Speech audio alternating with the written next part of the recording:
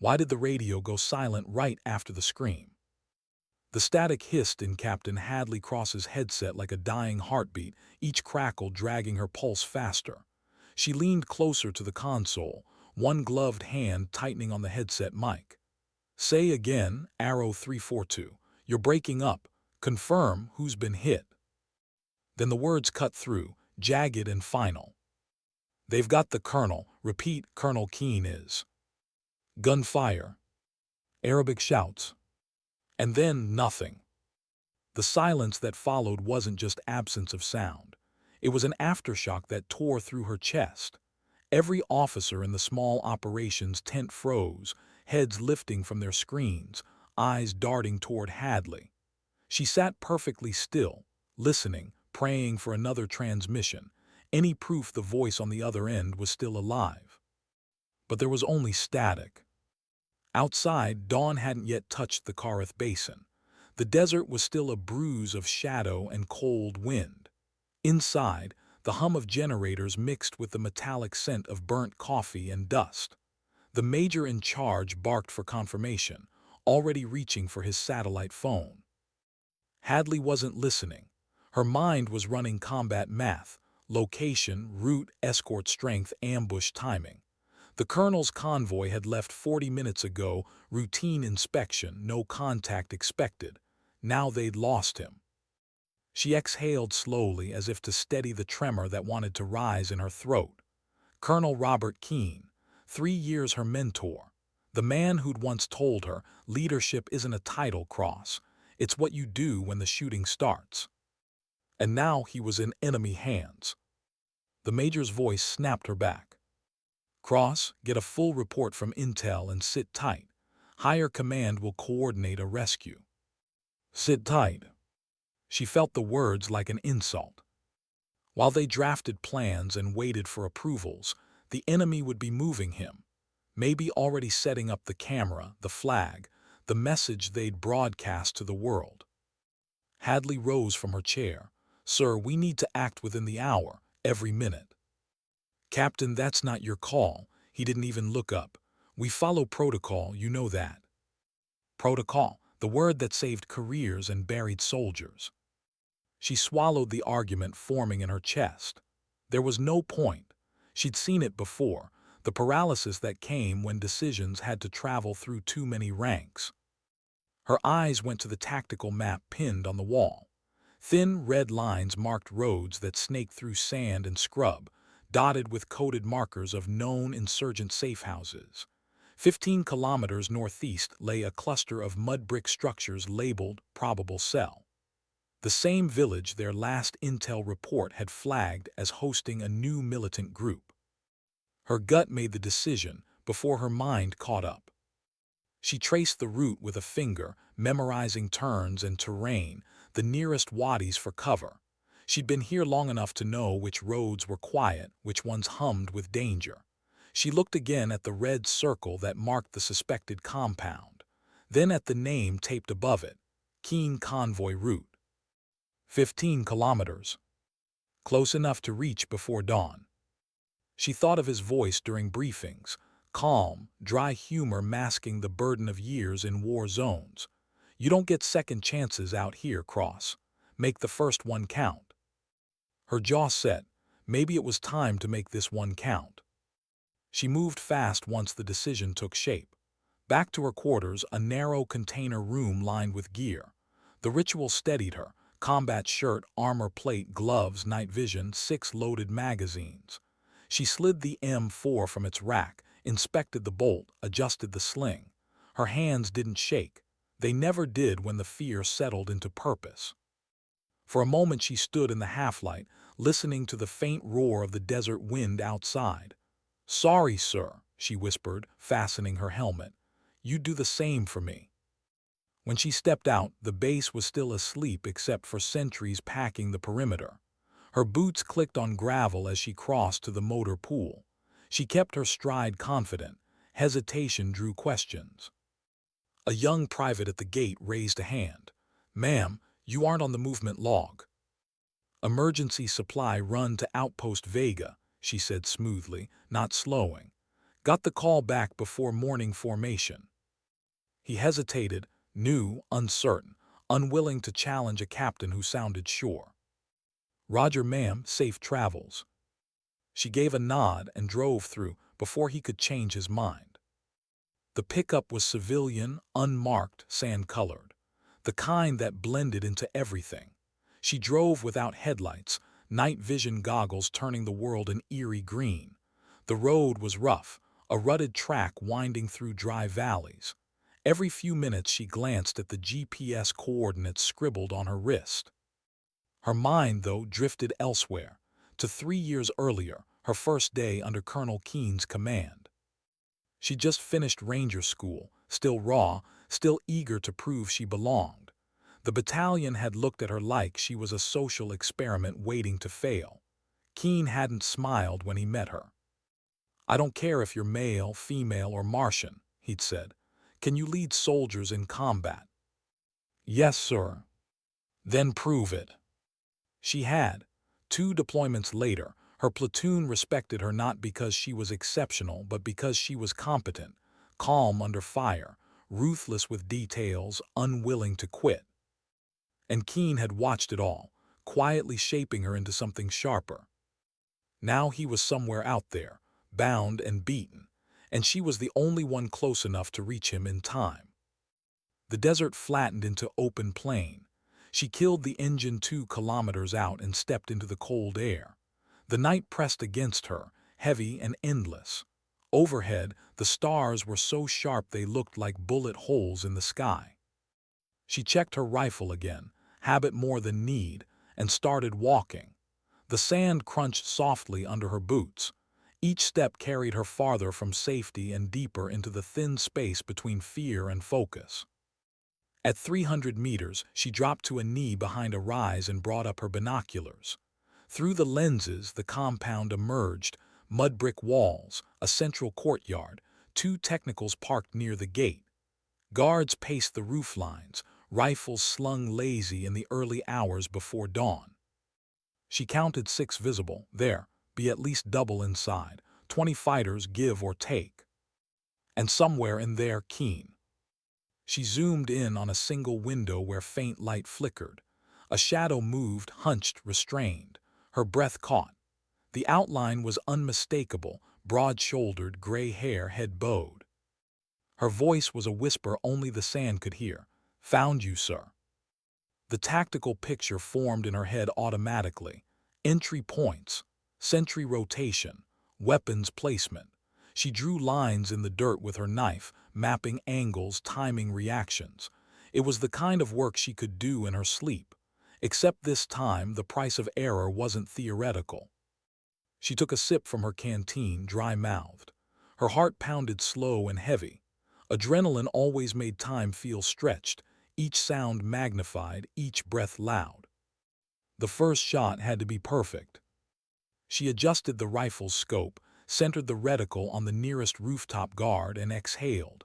The trigger broke clean. The man dropped silently. She shifted to the second. 2 shots, 2 bodies sliding out of sight. Down in the courtyard, shouts erupted. Confusion first, then alarm. She could almost hear the panic ripple outward. 3 down. She moved, fast low, keeping to shadows, the rifle a natural extension of her arms. At the base of the wall she set a thermite charge, small but vicious. The hiss and flare of white light chewed through the mud brick like acid. When the hole was wide enough, she slipped through. Inside was chaos. Men yelling, scrambling for weapons, still unsure where the threat was coming from. She shot the first 2 she saw, center mass, then pivoted left and dropped another. The air filled with the metallic stink of gunpowder. Her mind went cold and clear, the world narrowing to movement, sight, picture, trigger, exhale. Somewhere beyond the courtyard, a heavy gun opened up. Tracers slashed through the smoke, shredding the space she just left. She ducked behind a truck, rolled, came up on one knee, and took out the gunner with 3 rapid rounds. A voice screamed orders in Arabic. Another answered in fear. She was already moving toward the main building. Through a half-open door she caught sight of two men dragging Keen toward the back. His head lifted, eyes wild, face bruised but conscious. Their gazes met for the briefest heartbeat, enough to anchor her. "Hold still, sir," she murmured under her breath and stepped through the door like a shadow. Two shots, two bodies dropped. The colonel slumped against the wall, wrists bound. She knelt, sliced the ties with her knife. "Captain Cross," his voice was hoarse disbelief. "Yes, sir, we're leaving." "Alone?" "Working on that." Gunfire thundered outside. The compound had fully woken now. She shoved a pistol into his hand. "Stay behind me." They moved out into the courtyard together, crouched low. Bullets cracked off the walls, dust exploding around them. She returned controlled bursts, cutting down shapes that moved too slow or too high. Keen grabbed a fallen AK, checked the magazine, and began firing over her shoulder. "You picked a hell of a night for a walk, Cross." "Couldn't sleep, sir." A grenade rolled near the gate. She kicked it back before it cooked off. The blast blew a hole through the wall. She used the smoke for cover, pulling Keen with her. They sprinted to a truck riddled with holes but still functional. As she jumped into the driver's seat, the colonel barked, "Do you even have an extraction plan?"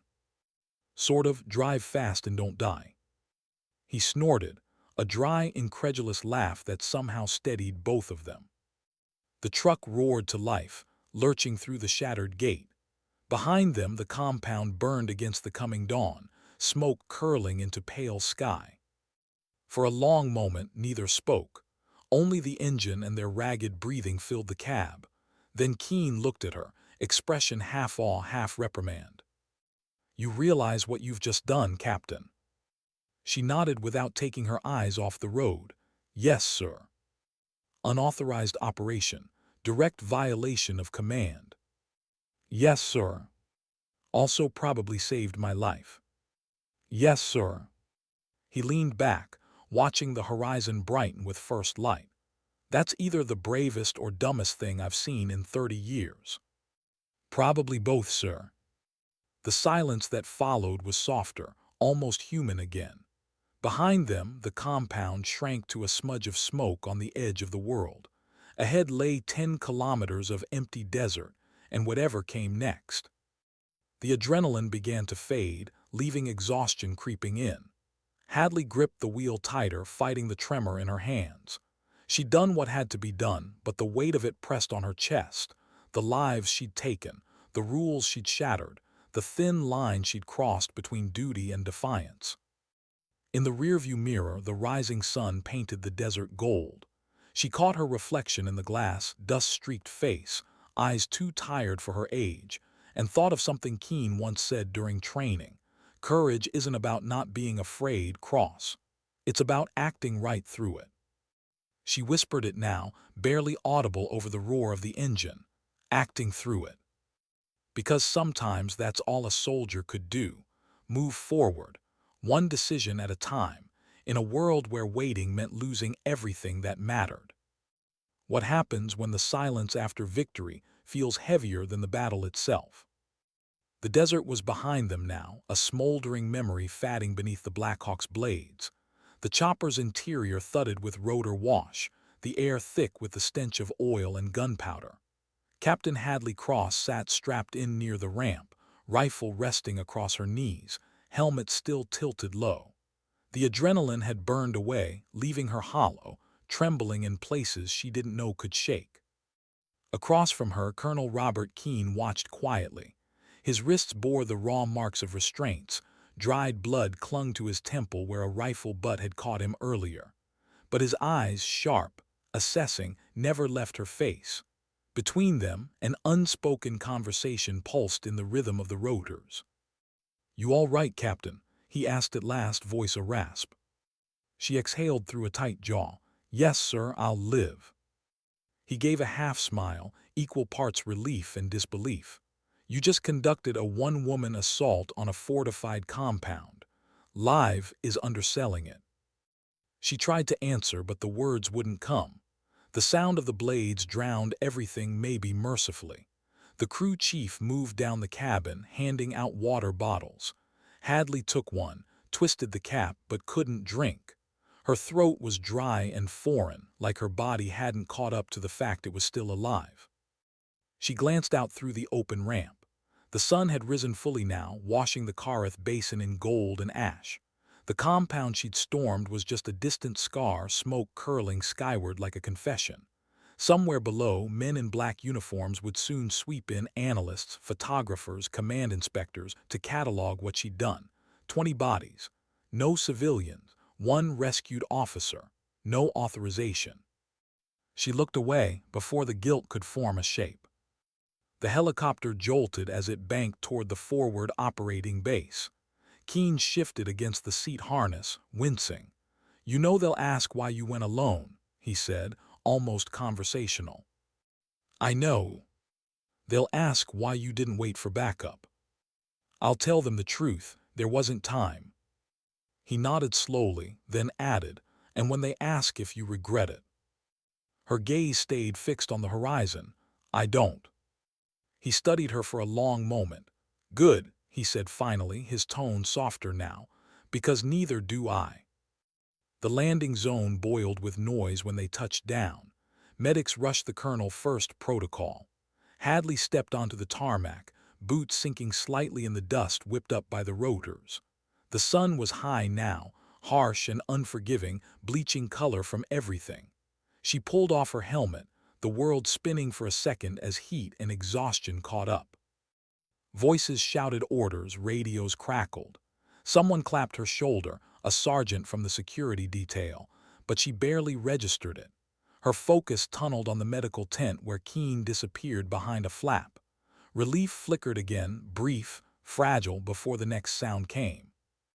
"Captain Cross." She turned. The site commander was striding toward her, face red from heat or fury, probably both. The major's voice was sharp enough to cut. "You left this post without authorization. You falsified a movement log. You hijacked a vehicle. You initiated an unapproved assault in a foreign village." Hadley stood straight, fatigue pressing on her shoulders like armor. "Yes, sir." "And you acknowledge that?" "I do." "Good, because higher headquarters will be demanding explanations before the day's out. You may have saved the colonel, but you've put this entire installation under review. You understand that?" "Yes, sir." "Then get cleaned up and stand by for debrief. You're confined to quarters until further notice." He spun away before she could answer. Typical. The military always had room for heroism, as long as it came with the right paperwork. She walked to her barracks in silence, ignoring the stares that followed her. Word was already spreading. The base thrived on rumor the way lungs needed air. Cross went rogue. Cross took out 20 fighters alone. Cross is done. Inside her room, the quiet felt unnatural. She sat on the cot, peeled off her gloves, stared at her hands. The skin beneath was raw, scraped where the rifle's grip had bitten deep. She flexed her fingers slowly, watching the tremor. She told herself it was just adrenaline burn-off, but part of her knew it was more, the body remembering every trigger pull. She killed 20 men, 20. The number replayed in her head with mechanical precision. It didn't matter that they were hostiles, killers, the kind who'd planned to execute her commander. Death still counted the same way. Each one a notch in memory. Each one a shadow that would settle somewhere behind her ribs. She leaned forward, elbows on knees, breathing slow. You did what you had to do, she reminded herself. You had no choice. But there's always a choice, isn't there? The first debrief lasted 5 hours. The room smelled of sweat, coffee, and suspicion. 3 officers from higher command sat behind a narrow table. A digital recorder blinked red on its surface. "Captain Cross," the lead investigator began, "walk us through your decision-making process after receiving the radio call." She did every step, every rationale. The ambush, the timing, the intel pointing to the compound, the calculation that waiting meant death. Her voice stayed even, controlled, though her pulse hammered under the surface. Why didn't you coordinate with base security? There wasn't time, sir. Colonel Keene's capture was less than 40 minutes old. My sources indicated immediate execution potential. And you believed you were better suited for this mission than the collective response team.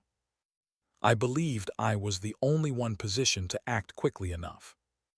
Pens scratched, eyes exchanged looks. One colonel leaned forward. Do you understand how many protocols you violated? Yes, sir, approximately 40. Do you care to justify that?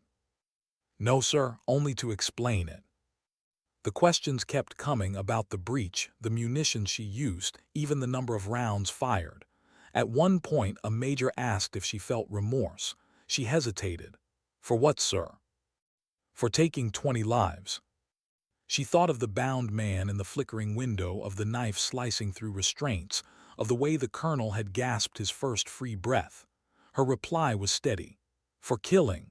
No, for what made it necessary, always. Silence stretched. The colonel, studying her, gave a faint nod, almost imperceptible, then looked down at his notes. When it was over, they dismissed her without ceremony. You'll be contacted for further questioning. Until then, remain on base. She stepped out into blinding light again. The world looked exactly the same, trucks rolling, soldiers moving, flags snapping in dry wind, and yet everything had shifted.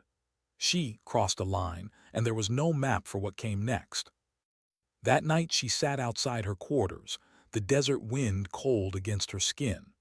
The horizon burned faintly from distant fires, not hers this time, but others, reminders that the war never slept. Her thoughts spun between fatigue and clarity, memory replaying like a film reel. The look on the first guard's face before he fell. The smell of gun oil and blood. Keene's voice shouting over gunfire. Do you even have an extraction plan? She almost smiled, sort of. Drive fast and don't die. The absurdity of it, of survival itself, washed over her, half hysterical, half grateful.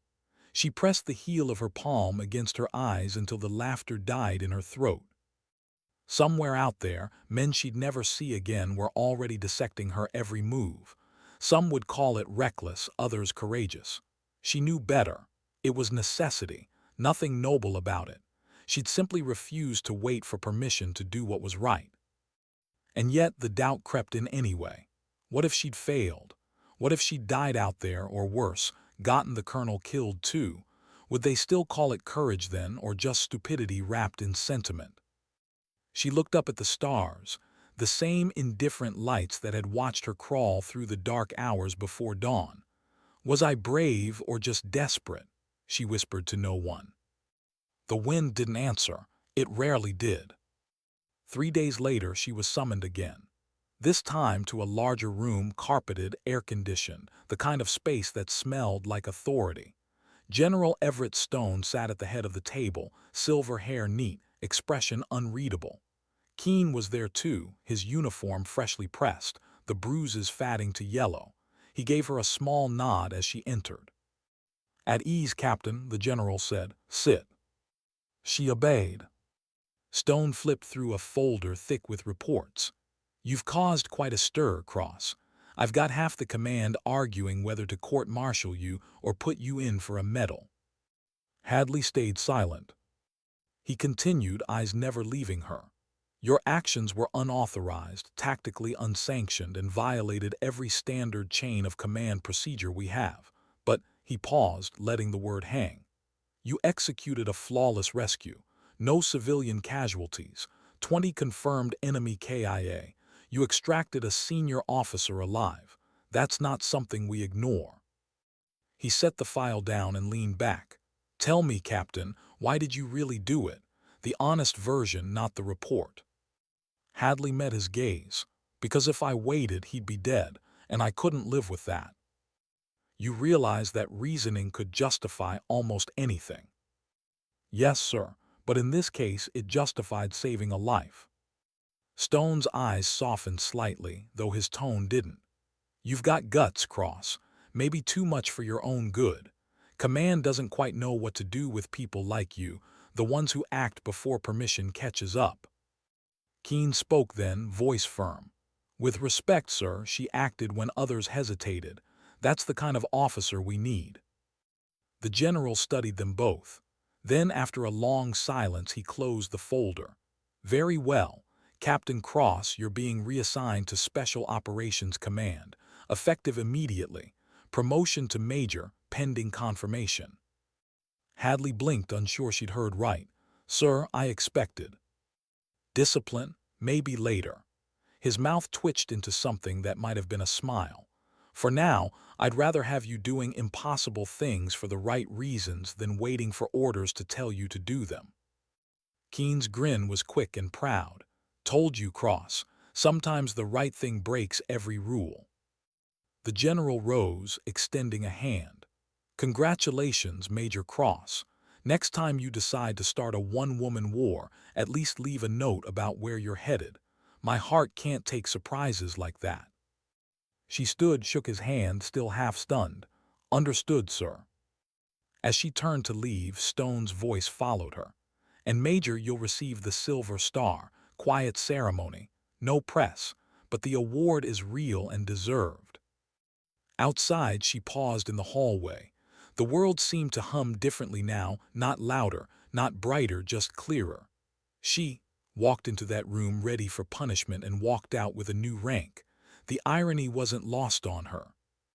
Keene caught up beside her. See, sometimes the system surprises you. Sometimes, she said, but I didn't do it for the system. I know, he replied. That's why it worked. They walked in silence toward the briefing room where her next life would begin. A world of shadows and deniable missions, where courage wasn't decoration but currency. She didn't know it yet, but the hardest part wasn't the raid or the debriefs or even the investigation. It was what came after, learning to live with the knowledge that she'd acted alone, against orders, and somehow succeeded. Because success, she was discovering, could feel heavier than failure. How do you prove yourself all over again, when the world already decided who you are? The aircraft that carried Major Hadley Cross to her new post was a C-17, cold, loud, empty except for 2 pallets of gear and a handful of silent operators. Nobody talked on those flights. Conversation belonged to safer worlds. She sat near the ramp, helmet balanced on her knee, staring at the glow of red cabin lights that turned everyone into silhouettes. The hum of the engines was steady, hypnotic, giving her too much time to think. She'd thought promotion would feel like validation. Instead, it felt like exile. Special Operations Command, the kind of place where names disappeared into code numbers and missions didn't exist until they were already over. She was supposed to feel honored. She felt hollow. When they landed at the forward staging base, the air hit her like a furnace, dry, bitter with jet exhaust and desert sand. A lieutenant colonel met her on the tarmac, lean and weathered, the kind of man who'd spent more time in war zones than at home. He didn't salute. He just handed her a folder. Major Cross, welcome to Task Force Victor. His voice was gravel, clipped, no warmth. We work quiet, we work fast. You'll learn the rest as you go. She nodded. Understood, sir. Good. Orientation briefing in 30. Try not to be late. We're still getting used to the idea of command sending us someone who doesn't have a beard. The corner of his mouth twitched, somewhere between a joke and a test. Hadley didn't smile. You'll get used to it, sir. He studied her for a second, then turned away. We'll see. The operations compound was carved into a hillside, gray concrete, no markings. Inside, the temperature dropped 20 degrees, the hum of air filters filling the silence. She followed the colonel through hallways lined with equipment cages and map boards. Every door had a coded lock. Every glance from passing operators carried the same quiet question. Who is she, and why is she here? They reached a room where a handful of men and one woman sat around a steel table. Their faces were hard to read, weathered, detached, the kind that had seen more than anyone should. The colonel gestured toward them. Team, this is Major Cross. Most of you know the story. She's the reason Colonel Keene's still breathing. A few eyebrows rose. One man gave a low whistle. The one-woman raid, someone muttered, thought that was exaggerated. It was, Hadley said evenly. I only counted 20. A few chuckles broke the tension, small but real. The colonel continued, she's your new operations officer.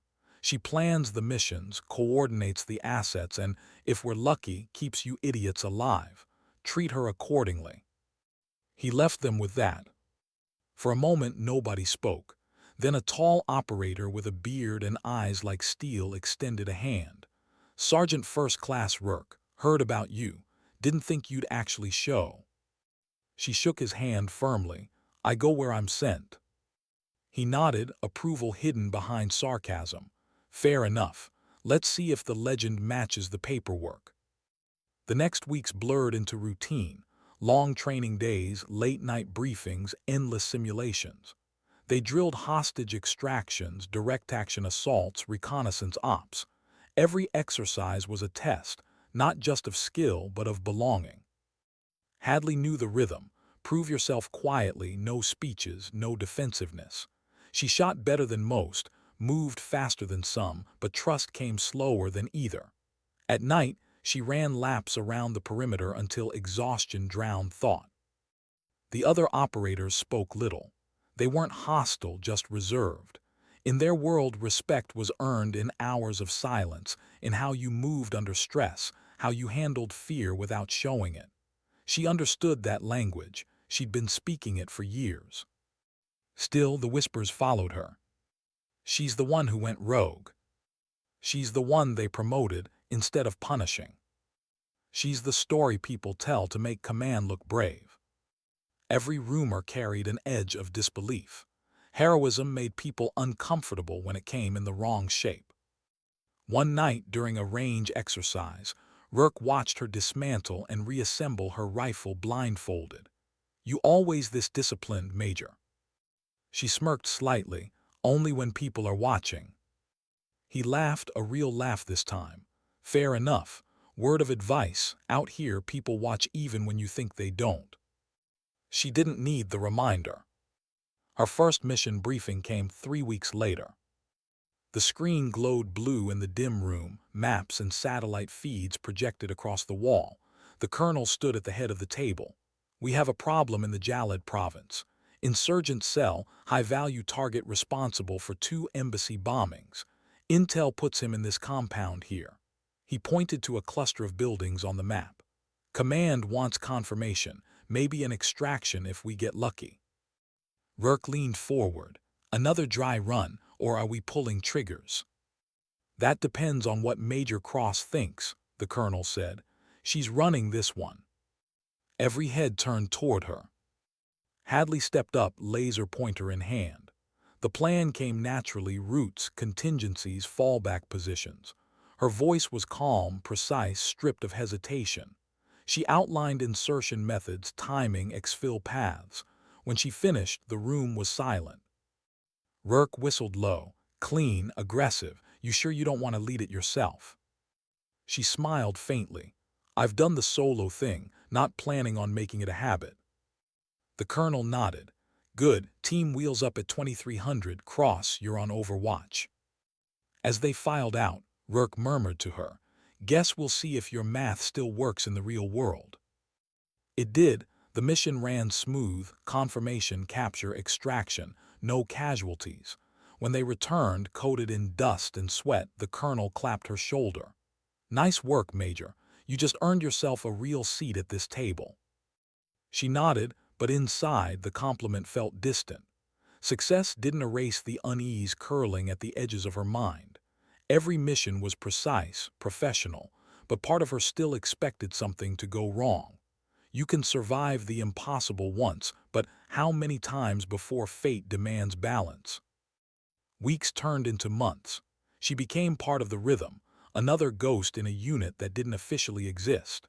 Her name disappeared from rosters, replaced by call signs and encrypted tags. Sometimes she caught herself missing ordinary things.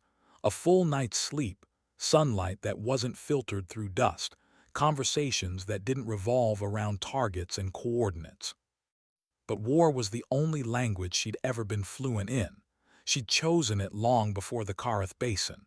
Maybe it had chosen her. One evening, after another successful op, the team gathered in the mess tent. The atmosphere was rare, laughter, the clink of tin cups, the relief that came only after walking out alive. Rourke tossed a coin across the table to her. "Souvenir," he said.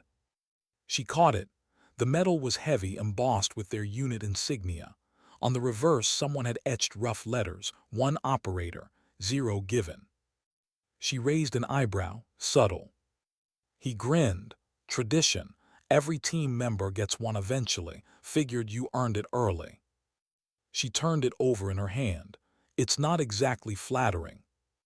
It's not meant to be. It's a reminder we don't wait for permission out here. We act. You set the standard for that. For the first time in weeks, she felt something close to acceptance. Later that night, she tucked the coin into her pocket, next to the small notebook she carried everywhere. A list of names, dates, fragments of thoughts she never said aloud. At the top of one page, she'd written a line from an old briefing with Colonel Keene. "Courage is doing what's necessary even when it costs you peace." She touched the words lightly, wondering how much peace she had left to lose. The next deployment came quick, hot zone, jungle terrain, different war, same ghosts. By then, her legend had grown beyond her control. Local forces whispered her nickname, the Phantom Major, the woman who walked into death and came back with proof it could be beaten. But legends have weight. They crush if you let them. During one mission, the team was pinned by unexpected fire. Rourke's voice crackled over comms. "Cross, you see that sniper nest?" "Copy. Can you take it?" She hesitated, a flicker of the old doubt. What if I miss? What if this time the story ends here? Then she exhaled, squeezed the trigger, and the shot landed clean. The hill went quiet. "Confirmed," she said softly. "Still got it, Major," Rourke replied. "Still got it." The words echoed longer than they should have. Back at base, after debrief, she found a message waiting in her inbox. From Jen Arkeen. Subject: stay steady. Heard about your last op. You don't know how proud I am of you. Remember what we talked about after Kareth Basin. Do what's right, not what's loud. Don't let them turn you into a myth. Myths forget they're human. Rourke. She read it twice, then closed her eyes. The memory of his voice was still sharp, half mentor, half conscience. Maybe that was why she carried the coin, to remember she was still flesh, not folklore. She set the message to archive and went outside. The night was warm, the stars muted by haze. In the distance, the generators droned like tired hearts. She sat on a concrete step and breathed the air heavy with dust and jet fuel. War had a way of shrinking the world to its essentials: breath, heartbeat, purpose. And somewhere beneath all of that, loneliness waited like an ambush. She'd chosen this life, but sometimes she wondered what it had cost her, what quiet version of herself she'd left behind in that first desert raid. A soft voice broke her thoughts. It was Rourke, stepping out of the shadows, cigarette between his fingers. "You ever think about stopping?" She looked at him, expression unreadable. "You mean quitting?" "Yeah." "No," she said. "I think about why I can't." He nodded slowly. "That's the difference between soldiers and civilians." He offered her the cigarette. She shook her head. He shrugged, took a drag, and stared into the dark. "You know, Major, most of us fight because it's what we're good at. You fight because you can't stand watching anyone else get hurt." She turned the coin over in her hand, the engraved letters catching the faint light. "Maybe that's the same thing." "Maybe," he said, "but don't forget to live between the fights." He walked away, leaving her alone with the sound of the wind. She closed her eyes, let the desert air brush her face, and whispered to herself, "Between the fights." Because maybe that's where the real battles waited, the ones inside, the ones no metal could ever touch. What happens when the mission you're ordered to complete feels like the one you should refuse? The desert had long faded behind her.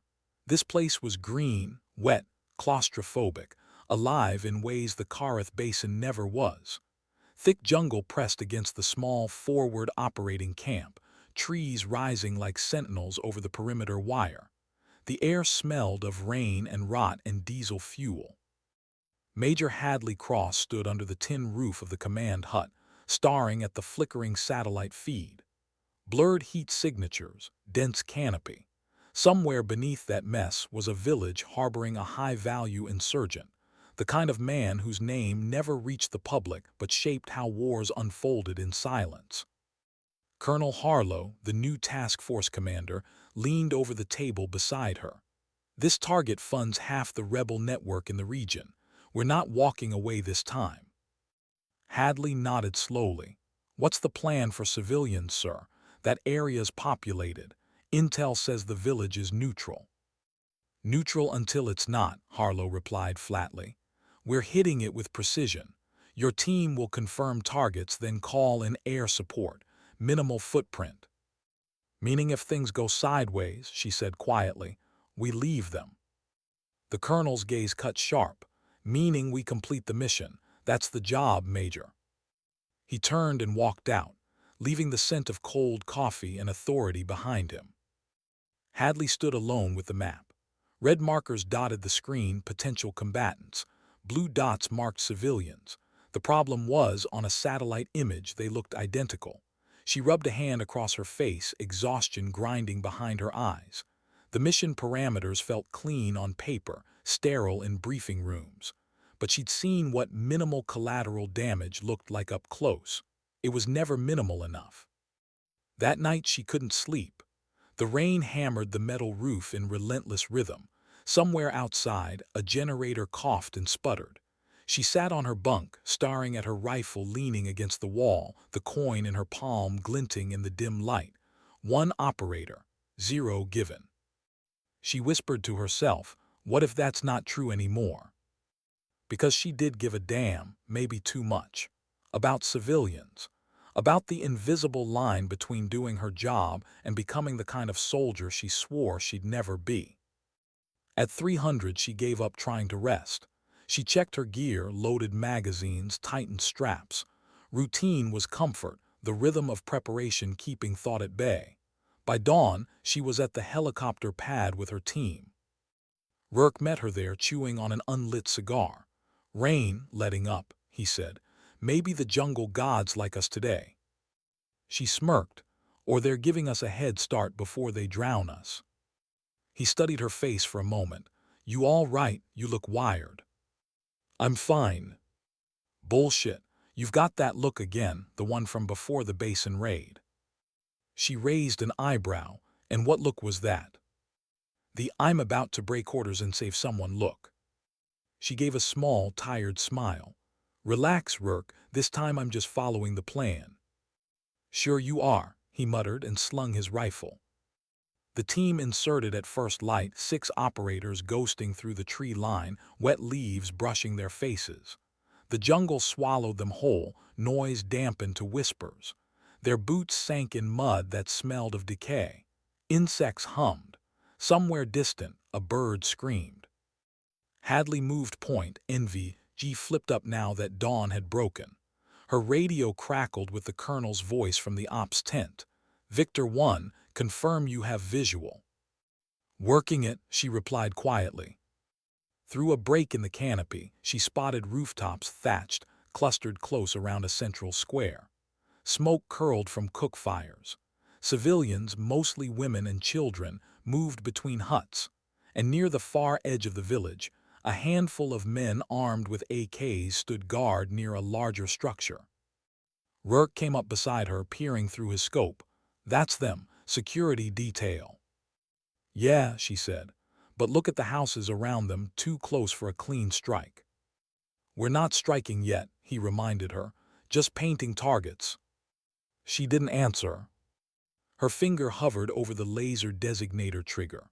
All it would take was one call, target confirmed, cleared hot, and jets miles above would drop fire precise enough to level that compound. Precise, but not perfect. Not when civilians slept 10 meters away.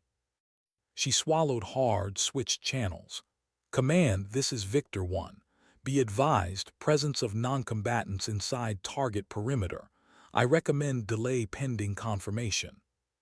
Static, then the colonel's voice. Negative, execute as planned. Air support standing by. We can't lose this opportunity. Sir, there are children visible near the strike zone. Major, I gave an order. Her throat tightened. Copy, she said at last, voice flat. She lowered the designator. Rourke gave her a long look. You're not calling it, are you? Not yet. You realize that's disobeying direct command. I realize. He hesitated, then nodded once. Then I didn't see anything. They held their position another 5 minutes, watching. The supposed high-value target emerged briefly, tall, carrying a rifle, then disappeared inside a hut. But as he moved, Hadley saw something else. A woman stepping out behind him, handing him a bowl of water. His wife. A villager caught in between. She couldn't tell. Her stomach turned. War blurred everything. Heroes, monsters, victims. They all wore the same face once you got close enough. Command, she said finally, I'm not confirming the strike. Target unverified. Recommend capture instead. Static, then, denied. This is not a discussion, Major. She shut off her comms. Rourke exhaled. Guess we're doing this your way. She looked at him. Only if you're with me. He shrugged. You know I am. Just remind me why I like you less every time you make me choose between orders and conscience. They repositioned fast, circling the village's western edge, using rain and vegetation for cover. The plan was simple. Get close, confirm, extract if possible. She hated improvising under pressure, but she hated blind obedience more. As they approached, a shout went up from the square. A child had spotted them through the trees. In seconds, the quiet dissolved into chaos. Gunfire cracked. Contact, Rourke barked. They hit the mud, returning controlled bursts. The air filled with splinters and smoke. Through the noise, Hadley saw the target running not toward them but away, dragging the same woman she'd seen earlier. Human shield, her chest clenched. Rourke, flank left, she yelled. She sprinted forward, weaving through huts. Bullets tore through walls, thatched roofs, raining debris. She spotted movement ahead, the man dragging the woman into a hut. She burst in through the side, rifle raised. Drop it, she shouted. The man spun, eyes wide. Not defiant, terrified. The rifle he held wasn't even loaded. The woman screamed something in a language Hadley barely understood. She saw fear, confusion, and realization. This wasn't the financier they were hunting. Just another local conscript wearing the wrong uniform at the wrong time. Command misidentified, she whispered. Jesus Christ. Behind her, Rourke's voice crackled over comms. We're pinned. You got him. Negative, false target, civilians only. She grabbed the man by his arm, shoving him toward the back door. Go, get out, now. He didn't wait. The woman followed, dragging a small child from behind a curtain. Hadley exhaled hard, then keyed her radio. Command, abort airstrike. Repeat, abort. Wrong target. No response. Then she heard it, the low, distant roar of jet engines. God damn it, she hissed, running outside. The sound grew louder, deeper, until it was everything. The first explosion hit near the far end of the village, a wave of heat and dust slamming her backward. Another strike followed, fire ripping through trees, buildings collapsing like paper. Rourke tackled her as debris rained down. They didn't listen, he shouted over the roar. She couldn't answer, could barely breathe. Through the smoke, she saw figures running, villagers burning, screaming. The sight froze her blood. The radio came alive, distorted through static. Mission complete. Target neutralized. Good work, Victor team. She stared at the village burning below them. Good work.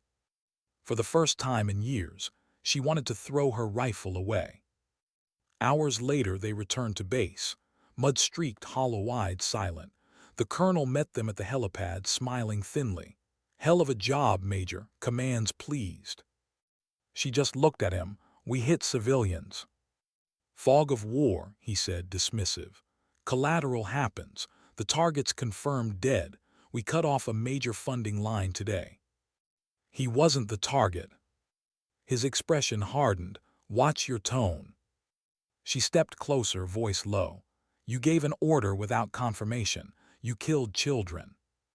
He leaned in until his breath touched her face. You think you're the hero in every story, don't you? You broke the chain of command once and got rewarded. Don't expect it to work twice. Rourke's hand touched her shoulder, pulling her back before she said something that would end everything. Not worth it, he murmured. She shook him off and walked away. That night she sat alone outside her quarters, rain dripping from the eaves. The world smelled like smoke and rot. She turned the coin over and over in her fingers, the words one operator, zero given catching the faint lamplight. She thought of the woman she'd let run, of the screams that followed, of the silence that came after. Maybe courage wasn't about charging in or defying orders. Maybe it was about surviving the guilt of both. Somewhere in the distance, thunder rolled. She whispered to herself, voice breaking for the first time in years. Sometimes doing nothing would have hurt less. The jungle answered with rain, steady and merciless, washing away footprints that led nowhere, not to victory, not to redemption, just deeper into the gray. What do you do when the truth becomes classified? The morning after the strike, the rain had stopped, but the smoke hadn't. Columns of it still rose beyond the ridge, thin black threads unraveling against the gray sky. The air smelled like burned earth and something worse, something human. Major Hadley Cross stood outside the operations hut, hands in her pockets, jaw locked tight. She hadn't slept. The sounds from last night, the jet engines, the explosions, the screams, played behind her eyelids every time she blinked. Inside, the base was alive with motion, reports being typed, comms buzzing, soldiers cleaning weapons, pretending they didn't notice the haunted look in her eyes. The mission had been labeled a success before the bodies were even cold. Colonel Harlow walked past her, uniform crisp, coffee mug in hand. Good work yesterday, Major. The brass is happy. She turned toward him slowly. We killed civilians. He didn't even flinch. We eliminated a high-value target. It wasn't him, sir. Intel says otherwise. That's all that matters now. Intel's wrong. He stopped, eyes narrowing. You're tired, Cross. Go rest. You've been in this game long enough to know perception outranks truth. She stared at him. Perception doesn't bury the bodies. Careful, he warned softly. That idealism may have gotten you promoted once, but it'll get you crushed this time. He walked away. She watched his back until he disappeared into the noise of the camp. Rourke appeared beside her, silent as ever, helmet tucked under his arm. They're calling it a victory, he said quietly. Of course they are. He studied her face. You can't carry all of it, Hadley. She shook her head. Then tell me who's supposed to. He didn't answer. Neither of them had won. By midday, she was summoned to debrief. The room was windowless, the kind built for discussions that never reached daylight. 3 officers sat behind a metal table, intelligence, legal, operations, the same trio that had reviewed her Kareth Basin assault years ago. Only this time, there was no pride in their eyes. Major Cross, the lead investigator began, voice polite but cold. We're conducting an internal review of Operation Night Hammer. We'd like your full statement. She sat straight, hands folded, eyes steady. Understood, sir. Begin with your role in the operation. I was ground team lead and forward observer. You were ordered to confirm the target and authorize airstrike. Did you? No, sir. Why not? Because I observed non-combatants within the blast radius. Did you communicate that concern? Yes, sir, I did. Command overrode. Who specifically overrode? Colonel Harlow. A flicker of discomfort crossed one of the men's faces, gone as quickly as it came. The recorder on the table blinked red, capturing every word. "Major, do you have proof of this?" "Radio logs, sir. The comms were active. My warnings should be recorded." They exchanged looks. The intelligence officer cleared his throat. "Unfortunately, the logs for that window are incomplete." "Incomplete."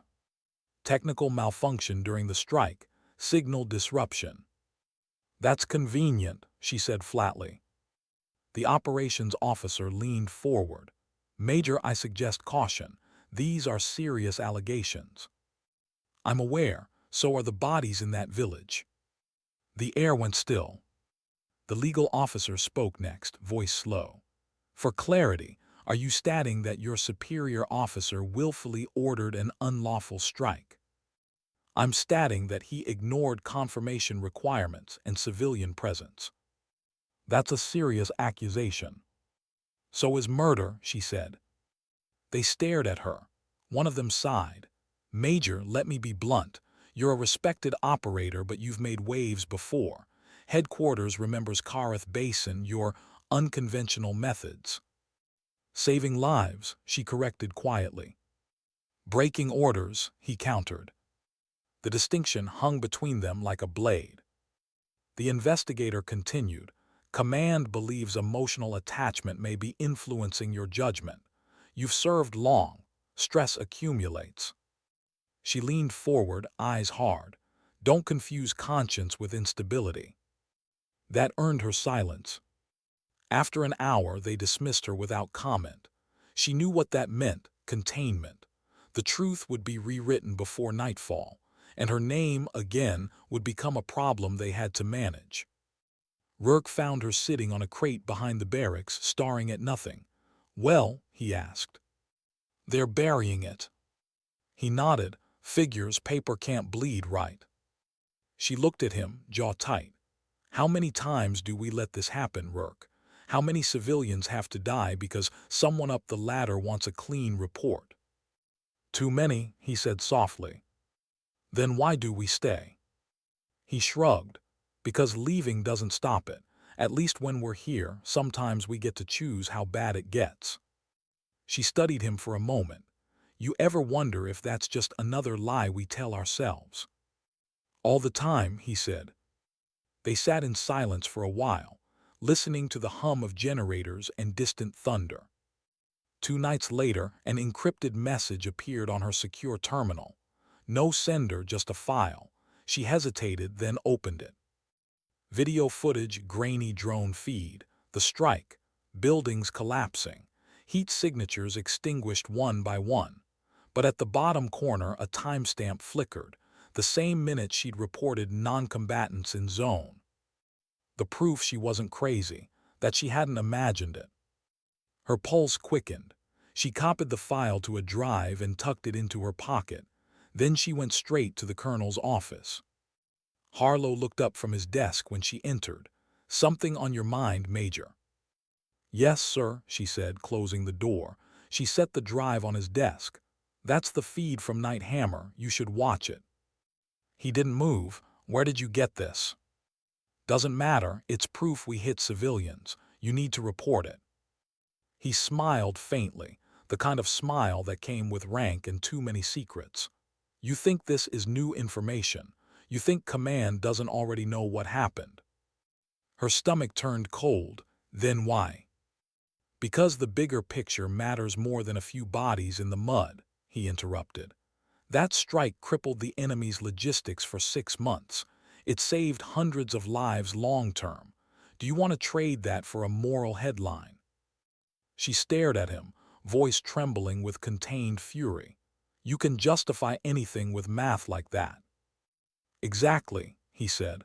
"That's why I get to make decisions and you get to follow them." He reached for the drive. She snatched it back before he could touch it. "Don't make me file insubordination charges, Major," he said.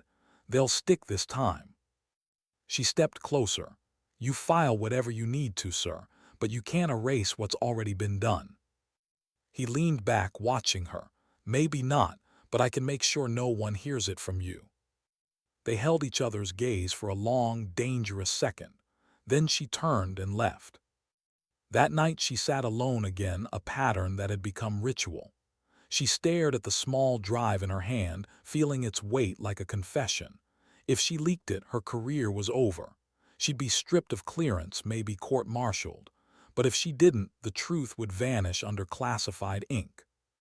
The wind outside carried the faint echo of laughter from the mess tent, her team, unwinding after another long day. For a moment, she envied their ignorance. Then she remembered, ignorance wasn't peace, it was anesthesia. Her terminal beeped a secure incoming message from Arkeen. "Heard about the operation. Don't let them twist you. I've seen how this machine works, it eats its own. Sometimes the hardest fight isn't the one you fire bullets in, it's the one where you keep your soul intact. If you need an ally, you have one. RK." She stared at the message until her eyes burned. Then she typed one sentence in reply. "How do you keep your soul intact when it's already dirty?"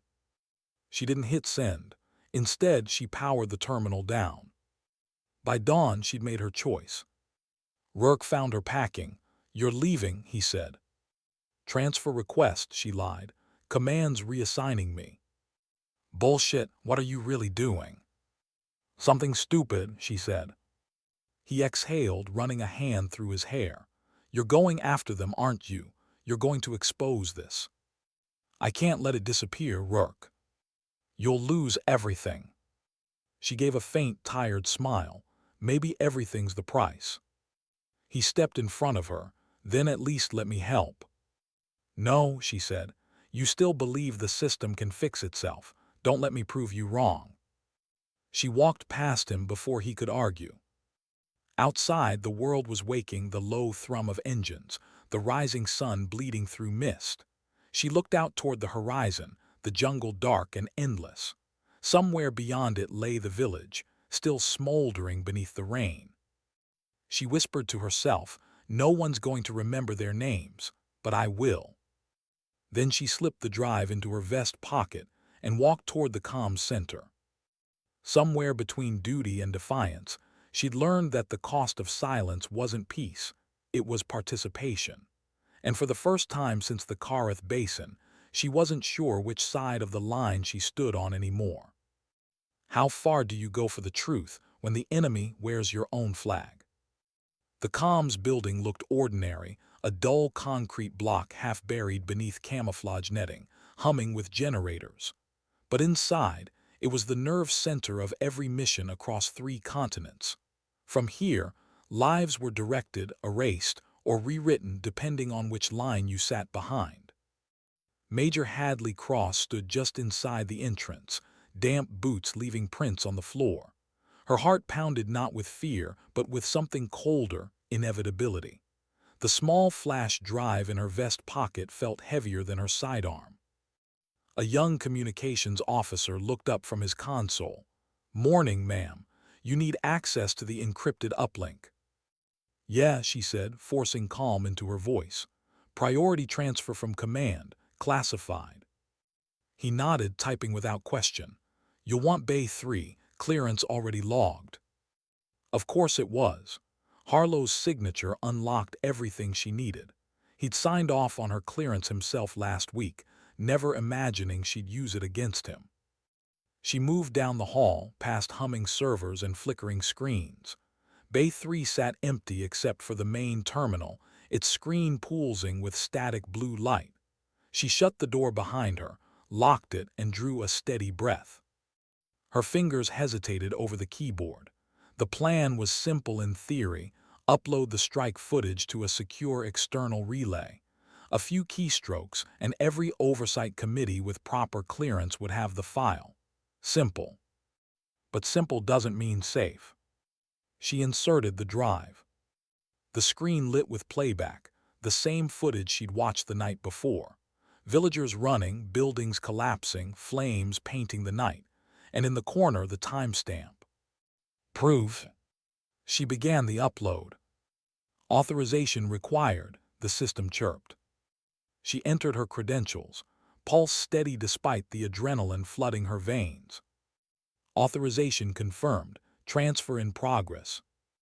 Progress bar 6%, 9%, 14%. A noise behind her, a metallic click. She turned. Colonel Harlow stood in the doorway, pistol drawn. "I should have known," he said quietly. "You really don't know when to stop." Her stomach dropped, but she didn't move. "How'd you know I'd come here?" "Because you're predictable, Major. You think principles make you unique, but they make you transparent." He stepped closer, weapon steady. "Pull the drive now." She looked at the progress bar, 28%.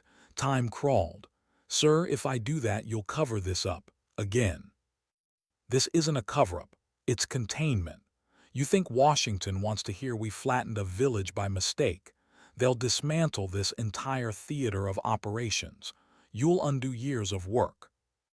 "Work," she repeated, her voice trembling with quiet anger. "We're not supposed to be in the business of hiding war crimes under acronyms." He raised his voice. "This isn't a debate, Cross, pull it or I'll." "Shoot me," she finished. "You do, and you'll just prove everything I'm about to expose." The upload ticked past 40%. For a moment, neither moved. The hum of machines filled the air, steady and merciless. Then Harlow lowered the weapon slightly. "You think you're saving lives by doing this? You're not. You're giving ammunition to politicians who have never been shot at. You'll make them gut our funding, pull our operators, and then what? More villages burn because we weren't there to stop it." Hadley met his eyes. If stopping one massacre means admitting to another, then maybe that's the price. He stared at her, disappointment and rage colliding in the lines of his face. "You used to be a soldier, Cross. Now you sound like an idealist." "I used to believe those were different things," she said softly. He took another step forward, closing the distance. She could see the tremor in his hand, not weakness, but the twitch of a man cornered by his own convictions. The upload hit 61%. "Last chance," he said. She shook her head. "It's already done." He swung the pistol sideways, striking her shoulder with the barrel. Pain shot down her arm as she fell against the terminal. The progress bar froze, upload interrupted. Connection lost. He ripped the drive from the port and pocketed it. "You don't get to decide how this war is remembered," he growled. Hadley staggered to her feet, fury blazing through the ache. "Maybe not, but I get to decide if I stay silent." She lunged before he could react, not for the gun, but for the console. She yanked the Ethernet line from the floor port and shoved the terminal over, sparks erupting as it hit the ground. The room plunged into partial darkness. Harlow cursed, stumbling back. Hadley backed toward the door, shoulder throbbing. "You can destroy the drive, sir, but you can't destroy the truth, not forever." "Watch me," he said, raising the gun again. But before he could fire, the door burst open. "Drop it, Rourke." Two operators behind him, rifles up. Harlow froze, the moment stretched. Then slowly, reluctantly, he lowered his weapon. Rourke's eyes flicked between them, confusion giving way to grim understanding. "You were really gonna shoot her," he said quietly. "She's committing treason," Harlow snapped. "No, sir," Rourke said, stepping between them. "She's committing honesty." The colonel's face twisted. "You're finished, all of you. Do you have any idea what this means?" Hadley straightened, blood trickling from her lip. "It means someone finally said no." They confined her within the hour. 2 MPs escorted her to an improvised holding room, no bars, just a locked door and a guard outside. Her shoulder ached where the pistol had struck. She sat on the cot, breathing through it, the weight of everything pressing down at once. Through the small window, she saw helicopters lifting off. One after another, missions continuing, wars grinding on, as if none of this mattered. A knock at the door. Then a familiar voice, "Major Cross, open up." The guard unlocked it, revealing a man in civilian clothes. Graying hair, calm eyes, the faint trace of a smile that didn't reach them. Robert Keene. She stood automatically stunned. Sir, what are you? He stepped in, motioning the guard to wait outside. Command sent me, quietly. You've stirred quite the storm. She exhaled shakily. They're going to bury this, sir. The footage, the witnesses, everything. I know. So you came to talk me down. He shook his head. No, I came to remind you who you are. She frowned. And who's that? The same officer who walked into a compound alone to save a man no one else would. The same one who still believes integrity means something, even when the system forgets. She looked away, anger and grief mixing. I don't know if it means anything anymore, sir. Not when truth gets redacted before it's read. Keene's tone softened. You think I don't understand that? I've seen this machine chew up people better than both of us. But sometimes the win isn't public. Sometimes it's surviving long enough to fight again. She met his eyes. So you're telling me to stay quiet? I'm telling you to be strategic, he said. You made your point loudly. Now let me take it higher where it might actually land. She studied him, searching for deceit but found only fatigue. And what if they silence you too? He smiled faintly. They've been trying for 30 years, hasn't worked yet. The silence between them carried years of unspoken history, mentor and student, survivor and savior. Finally, she said, he hit me, sir, in the comms room, tried to stop the upload. Keene's expression darkened. Then he just ended his career, quietly but completely. He handed her a small envelope. Your orders. You're being relocated to a secure site pending review. Officially, it's a reassignment. Unofficially, it's protection, he said. You've got too many eyes on you now. Give me 72 hours to handle this.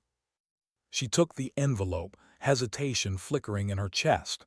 You're really going to take this on? I owe you one, remember, he said with a wry smile. Time to pay it back. 3 days passed in isolation. No missions, no news, no confirmation of what Keene was doing. She waited, something soldiers hate most.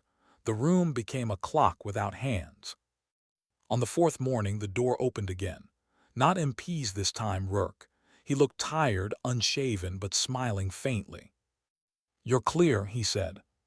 What? They shut Harlow down. Full inquiry. The footage got out anyway, some watchdog group leaked it. Guess your little upload halfway worked. Her heart thudded. The footage. Yeah, edited, but enough to show the truth. Headquarters can't spin it now. She sank onto the cot, emotion flooding her chest, relief, exhaustion, sorrow. And Harlow. Transferred to D.C. pending charges. They'll bury him in bureaucracy, not prison, but it's something. She looked up at him, and me. Command not touching you. Official story says you followed proper channels. Keene made sure of that. She closed her eyes for a moment, whispering, he always did. Rourke leaned against the wall. You know, you could have just walked away, let it go. I tried, she said softly, but the truth doesn't stay quiet just because you tell it to. He chuckled. That's your problem, Cross. You've got too much soul for a profession that keeps trying to trade it for efficiency. Maybe that's why we're still here, she said. He tossed her coin, the one she'd left behind. Figured you want this back. It's kind of famous now. She turned it over in her palm, tracing the engraving. 1 operator, 0 given. She shook her head. They should change it. To what? He asked. She looked up, eyes distant. 1 operator, 1 conscience. Rourke smiled faintly. That doesn't roll off the tongue. It's not supposed to, she said. Outside, a helicopter's rotors began to spin. Another mission, another war, another story waiting to be written by someone who'd probably never see the faces in the crossfire. She stood, fastening her gear. Where's the colonel now? Heading back to D.C. Word is they're giving him oversight on the task force. Real oversight this time. She nodded. Then maybe something good came out of it. Rourke grinned. You know, Cross, one day you're gonna run out of rules to break. Then I'll start rewriting them, she said. They stepped outside into sunlight, not the harsh desert glare she'd known for years, but something softer, the kind that felt almost like forgiveness. For a long time she stood there, eyes on the horizon. The war would go on, it always did, but something inside her had shifted. She wasn't just a soldier anymore. She was a reckoning wrapped in uniform. Sometimes courage meant charging into enemy fire. And sometimes it meant standing still while the world tried to silence you.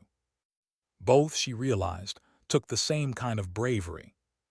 What happens after you survive the storm you created? For the first time in years, Major Hadley Cross woke up somewhere that didn't smell like cordite or fear. Her new posting, if that's what it was, sat deep inside a mountain. Officially, it didn't exist. A training facility disguised as a research station, carved out of cold stone and secrecy. When she'd arrived 3 weeks earlier, the guard at the gate hadn't asked for ID. He just scanned her eyes, nodded, and said, "Welcome home, ma'am." Home, she wasn't sure she remembered what that word meant. The facility was quiet by design. No insignias, no flags. The halls were gray, echoing faintly with the metallic rhythm of boots and training drills. It wasn't the battlefield, not anymore. But it pulsed with the same energy. The kind of place where soldiers came to unlearn fear and relearn purpose. And now she was one of the instructors. She'd been stunned when General Keene told her. "You've earned the right to shape what comes next," he'd said. "You've seen the system break from both sides. Maybe you can help build something stronger." At the time, she hadn't answered, because she wasn't sure she could. But she'd accepted anyway, because saying no had never been her kind of bravery.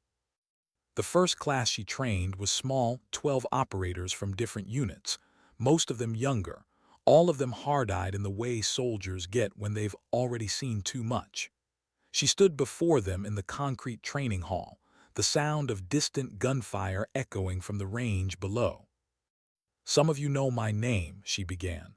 "Most of you know the stories. Don't believe half of them. The truth is simpler.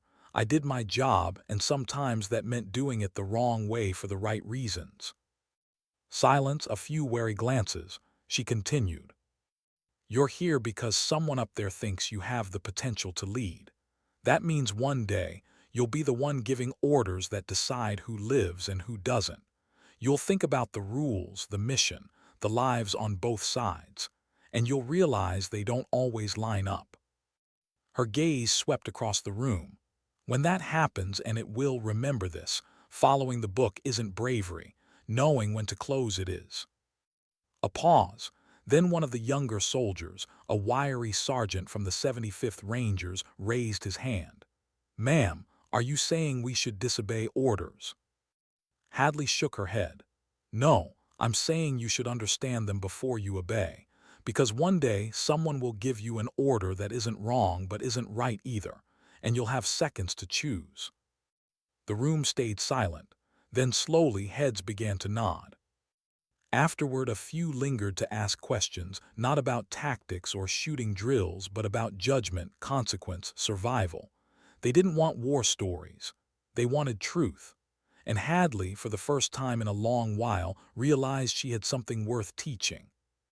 That night she walked the perimeter alone. The mountain air was cold and clean, carrying the faint scent of pine, a welcome contrast to sand and diesel. Above her, the stars were so sharp they seemed closer than memory. Her earpiece crackled softly. "You still walk the wire at midnight?" She smiled faintly. "Old habits die hard, sir." Keene's voice came through clearer now. "You've been quiet since reassignment. That worries me." "I'm fine," she said. "No, you're functioning. There's a difference." She laughed softly. "You always could see through the armor." "That's why they keep me around," he said. "How's the teaching?" "It's strange. Being the voice instead of the action. Feels like I'm trying to teach ghosts how to live." "They'll listen. They already are. Your reports come across my desk, high marks even from the skeptics. Meaning? Meaning they stopped calling you reckless. Now they call you necessary. She fell silent, looking out over the distant valley. Sir, do you ever wonder if we're just training replacements for ourselves? New soldiers to fight the same wars under new names. Keene's tone softened. Always, but if we don't, the ones who come after us won't even have the chance to ask that question. He paused. Cross, what you did back there with Harlow, it mattered. Don't let anyone tell you otherwise. I didn't change the system, she said. No, he agreed, but you reminded it that it can bleed. That's more than most ever do. She smiled faintly. How's DC treating you? Too many suits, not enough sense, but I'll manage. And Cross. Yes, sir. Keep that coin in your pocket, it suits you. The channel clicked off. She reached into her jacket and pulled it out, the worn, scratched coin. One operator, one conscience. Rourke had re-engraved it for her before she left. She turned it over between her fingers, the metal warm from her touch. For the first time, she didn't feel like it was a weight. It felt like balance. The next morning, she was back on the range. Training today wasn't about marksmanship. It was about focus under pressure, the kind of pressure that doesn't come from bullets, but from decision. She lined them up in pairs. Each of you will move through the course blindfolded. Your partner will be your eyes. You'll only fire when they say the word. A few raised eyebrows. Welcome to command, she said. When the exercise began, chaos ruled. Misfires, missed calls, shouted corrections. She didn't step in. She let them stumble, curse, learn. By the third round, something shifted. Voices grew calmer, commands sharper, trust formed where frustration had been. When the last pair finished, breathing hard, she gathered them. That's leadership, she said. Not controlled trust. You don't get to see everything. Sometimes you only get faith. They were silent, the kind of silence that meant the lesson had landed. Later, one of them approached her, the same young sergeant from earlier. Ma'am, he said quietly, I heard about the village, about what happened. Her body stiffened slightly. And what did you hear? That you disobeyed, that people died anyway. She looked at him for a long moment. Both are true. He nodded slowly. Then why keep doing this? She sighed. Because if the wrong people stop caring, then no one will. The sergeant nodded again, eyes down. You ever regret it? Every day, she said softly. That's how I know I did the right thing. He didn't have an answer for that, but he didn't need one. Weeks turned into months. The facility changed with the seasons, snow on the ridges, green in the valleys, the rhythm of repetition shaping new soldiers. Hadley found herself settling into a strange kind of peace. She still woke from dreams of fire, but they didn't hold her as long anymore. And then one morning she found a package on her desk. No markings, no return address. Inside, a framed photograph. Her and Keene, years earlier at her Silver Star ceremony. Behind it, a note written in his sharp block handwriting. For when you forget why you started. She smiled. For a moment the memory was sharp again, the two of them in that sterile room, her uniform still stained from the Kareth basin. She'd been too numb to feel proud back then. But now, looking at that picture, she finally did. Not for the medal, but for the story behind it. For the moment she'd chosen action over safety and truth over comfort. Sometimes that was all legacy needed to be. That evening, as the sun bled orange over the mountain range, she met Rourke in the rec hall. He joined the instructor cadre 2 weeks ago, his grin still the same.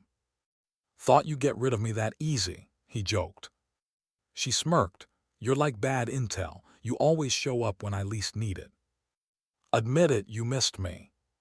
Maybe a little. They sat at a corner table, coffee mugs between them. For a while, neither spoke. Then he said, you ever think about what comes next? I mean, after all this. She stared at the steam rising from her cup. Maybe teaching overseas, training foreign units, quiet work. No politics, no medals, just purpose. He nodded. Sounds like you've made peace with it. Not peace, she said, balance. He smiled. That's more than most of us ever find. The loudspeaker crackled overhead. All instructors report to briefing room Alpha. Rourke groaned, duty calls. They stood finishing their coffee in silence. Before they left, Hadley looked at him and said quietly, "Hey, Rourke. Yeah. If the day ever comes when you have to choose between orders and what's right." He grinned faintly. "I'll make you proud." She smiled back. "No, just make the right choice." They walked out into the fading light, boots echoing down the corridor. Later that night she stood alone again, watching snow fall outside the window of her quarters. It drifted silently against the glass, soft and relentless. Somewhere below she could hear laughter from the training hall. Young voices, new voices. She whispered to herself, "This is what comes next." Because maybe redemption wasn't one moment of bravery or defiance. Maybe it was dozens of smaller choices made quietly, teaching others to be better, to think harder, to feel something when the world told them not to. For years, Hadley Cross had fought wars no one saw. But now, she was fighting for something just as invisible, the soul of the soldier who came after her. And maybe, she thought, that was the fight that mattered most. How do you say goodbye to a war that never really ends? The snow had melted weeks ago, leaving behind a sharp green that stretched across the valley like forgiveness. The mountain base felt quieter these days, not because it was empty, but because it ran itself now. The recruits she'd trained were instructors. The instructors she'd mentored were leaders. Major Hadley Cross was finally redundant, and somehow that felt right. Her orders came folded in an envelope, no different than the ones she'd received 100 times before. Retirement effective immediately. She read the letter 3 times before she smiled. Not the kind of smile that hides something, the kind that releases it. For the first time since she was 22, there was no mission waiting on the other side of dawn. The farewell ceremony was small, her request.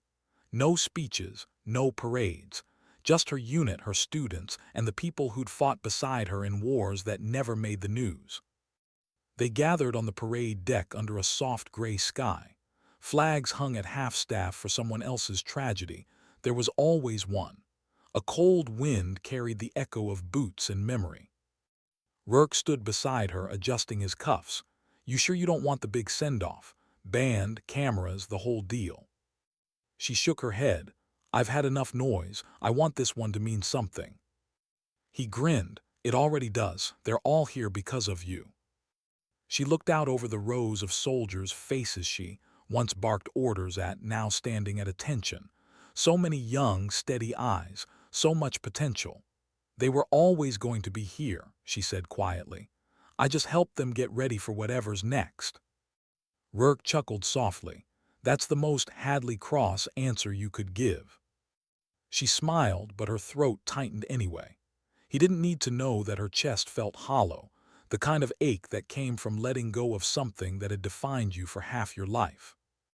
General Keane approached then, moving slower than he once did but still radiating authority. The years had caught up with him, silver in his hair, but his eyes remained the same, sharp, unflinching. "Major," he said warmly, stopping before her, "it's been a long road." "Yes, sir," she said softly, "longer than I expected." "Shorter than history will remember," he replied. He opened a small case, revealing a single silver coin, newer, shinier, the engraving different this time. He held it up so the soldiers could see.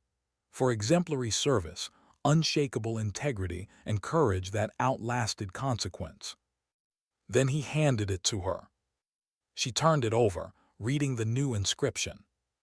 "One operator, one conscience, one legacy." Her eyes burned. "Sir, I don't deserve this." Keane smiled faintly. "That's what every good soldier says right before they do." She nodded once, unable to speak.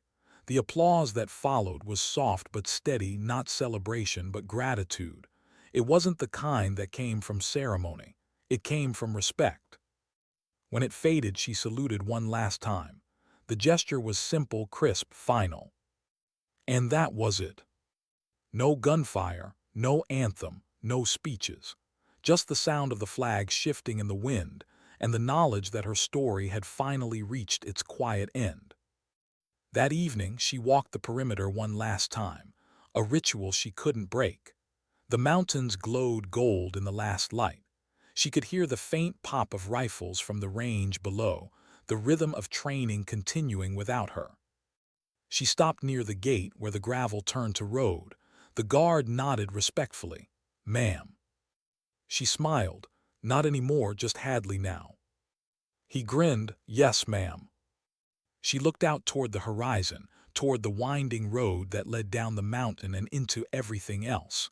Civilians called it the real world. To her, it felt foreign. But maybe that was the point.